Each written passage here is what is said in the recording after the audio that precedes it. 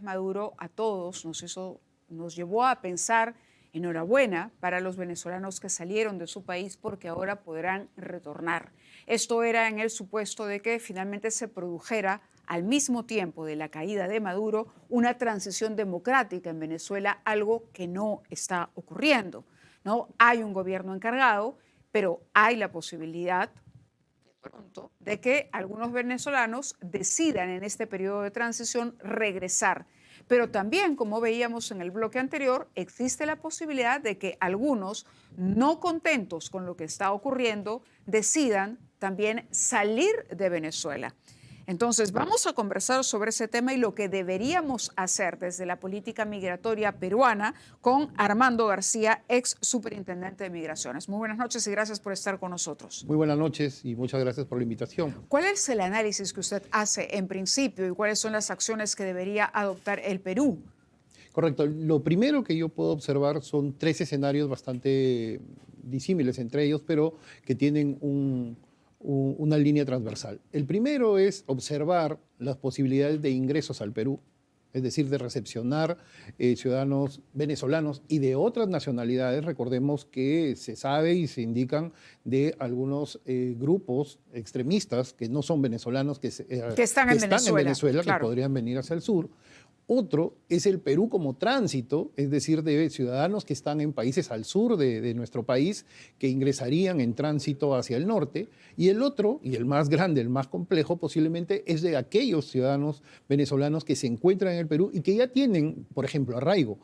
Pueden ser padres venezolanos que están en estado incluso irregular, con niños peruanos, que tienen DNI, pasaporte inclusive peruano, ¿no? La estrategia tiene que ser entonces, no podemos hablar de una sola estrategia, sino de varias. Esto es multidimensional y además muy importante que esto no es un tema solamente del Perú. Nosotros, ¿qué hacemos sacando, si vale el término, a alguien a la frontera cuando esa frontera no lo va a dejar pasar? Entonces creo que el ámbito a nivel regional es claro. Aquí tiene que haber un liderazgo de nuestra Cancillería para poder articular, y creo que ya lo debe estar trabajando seguramente, para poder articular con los otros países qué es lo que va a pasar. En estos tres mismos escenarios. Y en cada uno hay una serie de acciones que se deben trabajar. Por ejemplo, sin ir muy lejos, si queremos hacer una migración ordenada, que estos padres que están en situación irregular puedan transitar por territorio ecuatoriano, donde Ecuador les pide pasaporte y visa, y acá no tenemos servicios consulares de Venezuela, donde ese ciudadano obtiene un pasaporte venezolano. Entonces, una de las primeras actividades que podría irse pensando es si se pueden reactivar los servicios consulares venezolanos en el Perú a partir de esta situación. Entonces, cada uno de estos tres escenarios tiene múltiples acciones y eso efectivamente deriva en una política migratoria, ¿Que debe ser dirigida por? Bueno, de acuerdo a la norma, la política que estaba vigente hasta el 2025 la dirige el Ministerio de Relaciones Exteriores, ¿no? Y obviamente ya estamos entrando en una nueva etapa, en otro tipo de política migratoria, porque recordemos que el fenómeno migratorio se da en el 2017-2018. La política migratoria sale en los primeros meses de ese año. Obviamente no recogía todo lo que iba a pasar. Y incluso la ley de migraciones sale antes que la política, también en los primeros meses del 2017. Entonces, creo que estamos a puertas de tener un nuevo gobierno definitivamente que tiene que pensar en una política migratoria que no solamente vele por los temas de seguridad. Bueno, la política migratoria actual tampoco veía el tema de seguridad como se debió ver, pero tenemos que tener una política migratoria que conjugue la seguridad con el desarrollo. Al mismo tiempo que ocurre todo esto en Venezuela, que nos plantea estos nuevos escenarios, también ocurre lo de Chile. Es decir, vamos a tener una reunión entre los presidentes. José Antonio Kast ya el día de hoy ha recibido sus credenciales como presidente electo. ¿No? Él viene a reunirse, a hacer una gira en la que empezará por Perú, se reúne con el presidente Gerí.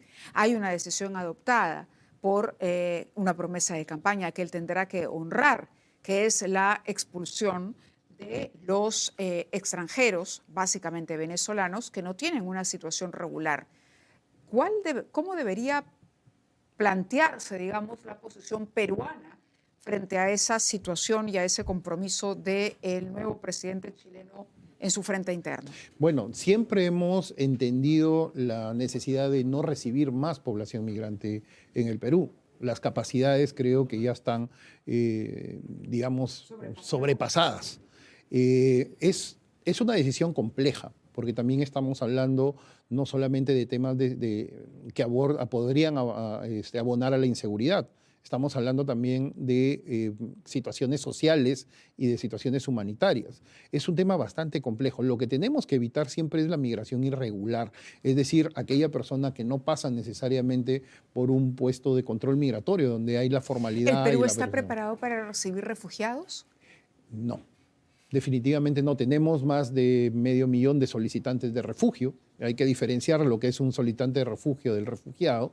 Esto viene desde el año 2017, eso es público, se conoce, pero no creo que estemos preparados todavía para poder discernir quién realmente requiere. ¿Y cuáles son los resultados de la política de incentivos para el retorno que se propuso durante el gobierno anterior? El tema es que Venezuela no recibe a los ciudadanos venezolanos. Pero la regularización por lo menos avanzó. Es decir, podemos decir que esto haya funcionado en la medida en que hoy sabemos dónde se encuentran los ciudadanos venezolanos, digamos, tengamos una mejor cobertura de eso. Voy a plantear algunas cifras para poder entender. Ajá. En algún momento por migraciones pasaron cerca de 1.200.000 venezolanos que están en una base de datos, ¿no? De esos 1.200.000, un poco más de 500.000 están regulares, no tienen ningún problema. Los otros son ciudadanos que tuvieron un carnet de extranjería, una parte de ellos un carnet de extranjería, pero se venció, no lo prorrogaron, no renovaron, y otro tanto ingresó de manera formal al Perú entre el 2017, 2018 y 2019 y no se sabe más de ellos, ¿no? Posiblemente fueron personas... estadísticas de estos segundos grupos? Claro, posiblemente fueron personas que fueron hacia el sur o salieron de nuestro país, ¿no? Eso podría haberse dado.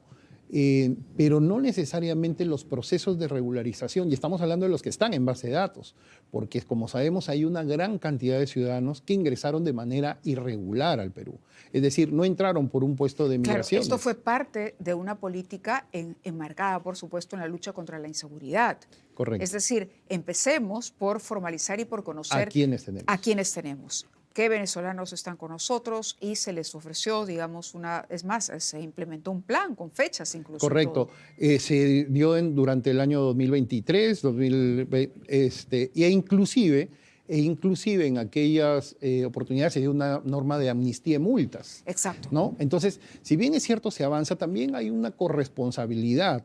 Nuestro propio mercado informal permite que ese ciudadano con esa imposibilidad de estar de manera regular, se incluya dentro de nuestro mercado y pueda. Yo siempre pongo el ejemplo del taxista, ¿no? Yo tengo mi carro, yo peruano, te doy a ti mi carro para que lo taxees y ganamos ambos sin necesidad de una formalidad y tampoco de un documento que permita garantizar la identidad de la persona, un documento formal peruano emitido por la entidad que en este caso corresponde a Migraciones. Entonces hay una multiplicidad de factores que incentivan a que el ciudadano no esté de manera regular. Y eso va a coadyuvar en tener algunos inconvenientes cuando estas personas quieran salir de manera regular y sobre todo a mí particularmente me preocupa el tema de menores de edad.